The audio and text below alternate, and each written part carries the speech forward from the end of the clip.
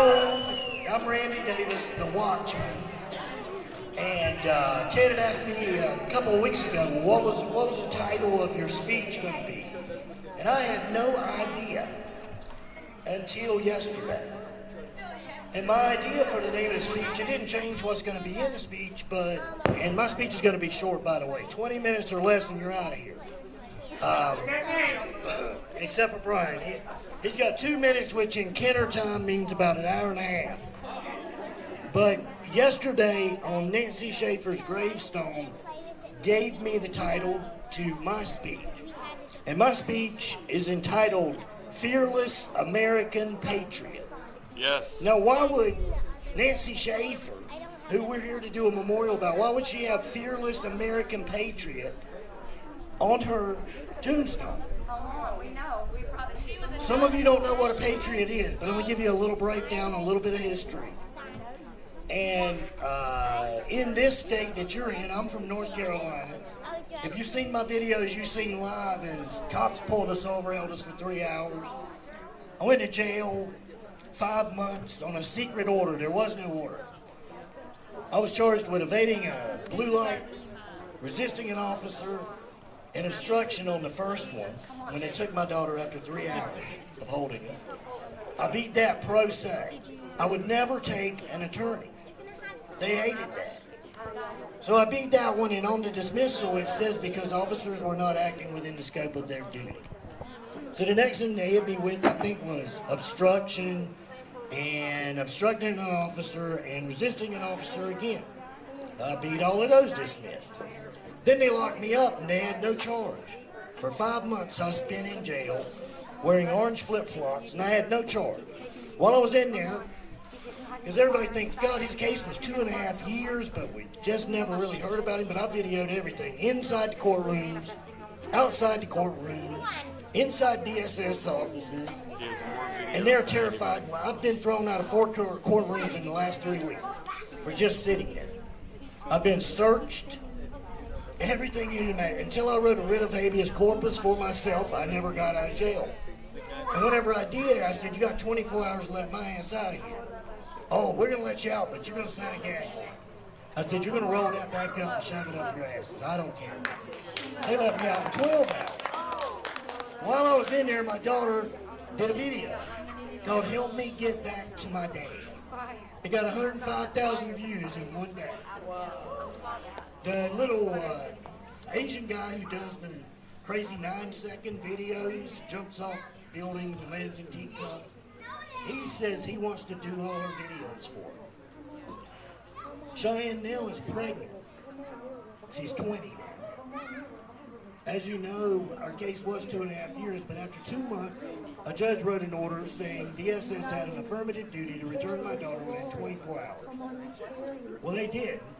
They waited 11 days, and then after the 11 days, they pretended I didn't have a signed judge's order handwritten by the DA that the judge made him do it, filed in the clerk's office and stamped, and we hid for 2 years. They never got us. The reason why? It was other fearless American patriots. I'm in what's called the Croatan Indians. My birth certificate says Croatan Indians, but you never heard tell of us, but 2 of my forefathers fought in Savannah, Georgia at the Battle of Briar Creek. Briar Creek in the American Revolution was a very complex battle. In the next 30 days, the governor of North Carolina, there's going to be 4 people in the Raleigh chapter of the Sons of the American Revolution who will be inducted. And those 4 people are the governor of North Carolina, who's a raging liberal. I don't know how he's going to like this. But standing on the stage is going to be the governor, Roy Cooper, which I've already got him on recordings, on recorded phone calls and everything else. He hates me. His brother is a federal judge. My brother, James Davis, and me. So this may not go over too good as we all get inducted. But the reason I say that, and then seeing on Nancy Schaefer's tombstone, Fearless American Patriot, why would she have that there? What was the American Revolution all about? It was about the same thing that we're standing up against, the same thing that John's talking about, the same thing that he went to war over, the same thing my son did, the same thing that's got us all here today in the cold. And that was an oppressive government shoving their ideology down your throat and taking away your rights. You see, we believe, exploiting Indians, what happens to us all. And until this happened to me, and it didn't happen to me because of CPS, it happened because I wrote a series of articles.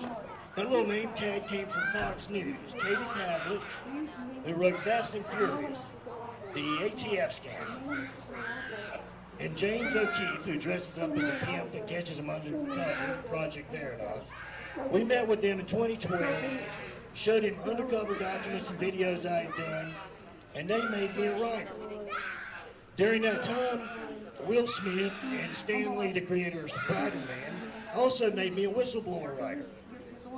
I started writing articles and exposing federal corruption, federal funding fraud, Social Security fraud, HUD, NASTA, USDA, that's a big one.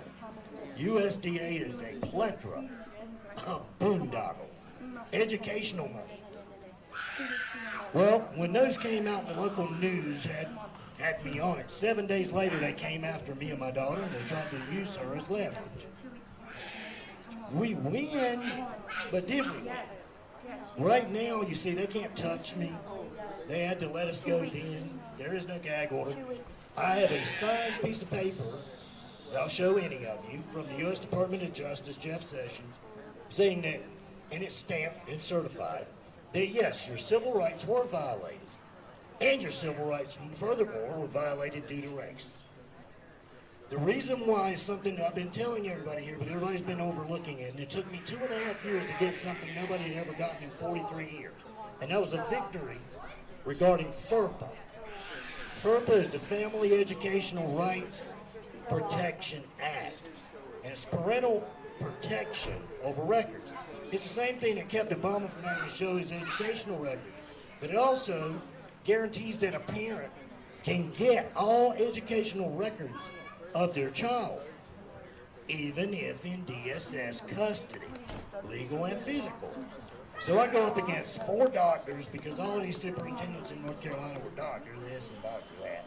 I have no education like that. 7 attorneys, and I don't know how many DSS directors.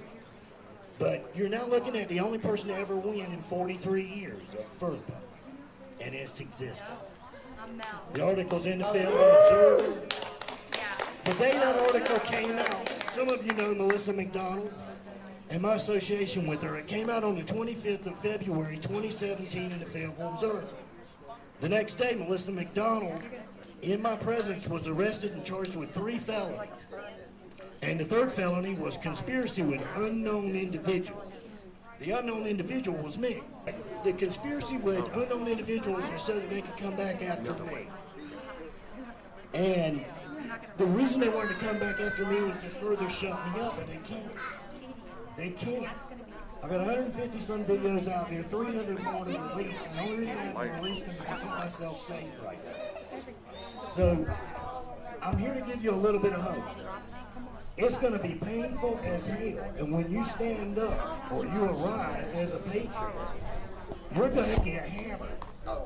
Praise God! Just don't be stupid about how you stand up, and make sure that you have somebody backing you and always keeping track of your stuff, and somebody you can count on. And don't believe everything you see on Facebook. I will assure you there are idiots on Facebook. They will make you do dumb things. And you can look back, look at my videos. You'll never see me lose my cool, but I'm very passionate. I can fly off like a cheap hubcap, but in those situations I didn't.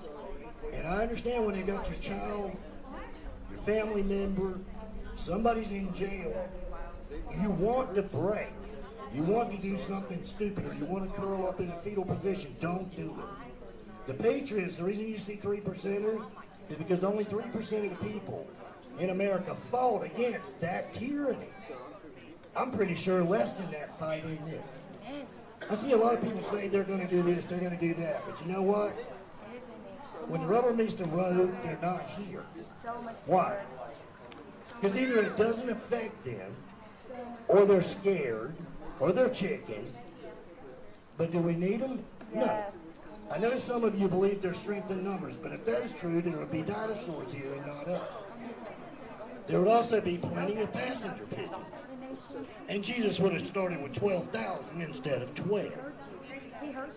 You can look into the Bible and you'll see several times Gideon, for example, wanted his narrowed down. He wanted them narrowed down. I think he had 20,000. He got it down to 300. You know, if your general's going to send you into battle and he says, we don't need 20,000, let's send 300. You got to think, what's the matter with him? But I'm going to tell you what's the matter. And this is where we've all went wrong. And today is Passover, and I feel it's appropriate to bring this up. But you see, there was a certain story, and whether you believe the Bible's literature or you believe it is God's written word, which I do, understand this. There was a battle against Jericho. My God, biggest, strongest, like going against a Pentagon. Joshua went in there and they took it down without ever raising any weapon. They just listened to God, walked around it. But after they left, they went to battle against a little tiny place called Ai. He taught his generals they sent in just a handful of men, and for the first time in 36 battles, they lost 36 men slaughtered by a little tiny force. Well, there was sin in the camp. Achan had sin in the camp. And this is where God said that the Spirit of the Lord went through his stuff. I like that. It says right there in the Bible, said he went through his stuff. Well, everybody thought it was because there was sin in the camp, but why did Joshua fail? Joshua rolled on the ground. He was just rolling around on the ground, and God came up to him. He crowed and cried and prayed all day. And God looked at him, and this is what you don't want to have happen, because some of you have been rolling and crying all day. And God says, what are you doing? That's bad. When you've been praying all day and God says, what you doing, Randy? And he's like, what do you mean? He said, you need to get up. See, we're not arising. And mainly, not taking the men's side or the women's side, but it's the men. Where are the men? I see men here. I see John Gentry here. I see Brian Kenner. If it weren't for Brian, I wouldn't have power or the way to get here this week. That's the truth. I see Don Rusty. I see Ed Elliott. I see leaders and fighters, but I don't see the other ones out there. I see them talk a lot of garbage, but where are they? You see, whenever it comes time, you got to have men. And I'd rather have 12 men than 1,000 weasels, and I got to bandage them and look after the torn cuticles and everything else, because they're just in the damn way. Now, why, though, did Joshua fail? Here's the reason why. Because Joshua went on Facebook instead of God. You see, all the 35 other battles, Joshua prayed and asked God how to win. And for Jericho, which is like defeating the Pentagon, God said just walk around it 7 times, 7 days. But after they defeated it, oh, their balls got big. So what happened? Go back and look at your Bible and see what it says. Joshua went to the generals. If there's anything I hate, it's a damn expert. Experts are probably the only ones that destroy everything there. Experts say this. Experts say that. Experts are always wrong. The general said, we don't need to send 30, 40, 50,000. Let's send in 3,000. So for the first time, instead of listening to God, he went to the experts, the generals. And when he listened to the generals, he ran in there. He lost 36 men. He never let that happen again. The reason I'm bringing that up to you is whenever you leave here today, be very cautious in who you take counsel. Sometimes they sneak in unawares, a wolf in sheep's clothing. Sometimes you invite them right on in. Why? They're loud. They talk a lot. They say a lot. Come on. Just because they're loud doesn't mean they're accurate. You need to search out the truth and know your own case. Some of you, and believe me, whenever I do get involved with a case, I've never had one that lost. Not one. And I won't. I'll die before that. But I'm very skeptical. And I bet you hard. Some of them didn't like it. Well, he didn't want to help me. No. I want to help anybody. But I'm not going to help you if you lie to me. Come on. I'm definitely not going to help you if you're lying to yourself. And I'm really pissed off when I know your case better than you do. If this is your child, and you're worried about who's dating who and who you're going to date this week and everything else, you go back and find me where I ever posted anything ignorant like holding a beer on Facebook. Ever. Come on. Or where I was chasing some chick while my daughter's in DSS custody. So if you got time to do all of that, then you got your priorities all screwed up. You need to get on your knees, find the answer in the Bible, or call me or Brian. Call somebody. But you need to get your head out your rear end and be a patriot. And that means to stand up for what your forefathers, my forefathers did not fight. And look, the Army didn't issue them boots. They had their own weapons. They didn't know if they were going to get paid when they went to war. But they knew they had a reason to go to war. And whenever they left, what happened to their enterprises? What happened to their businesses? They had to sit there. The women had to fend for themselves. The women had to slaughter whatever was going to be eaten. The women had to run the farms. My people didn't do that so that y'all could worry about eating Tide Pods. Now, I didn't know a lot about history whenever I was younger. I'm ashamed that I didn't. But now that I do, I'm holding myself accountable. Don't expect me to give you any break from it. For all of those that are here, I want to tell you thank you for having me here. It's been an honor.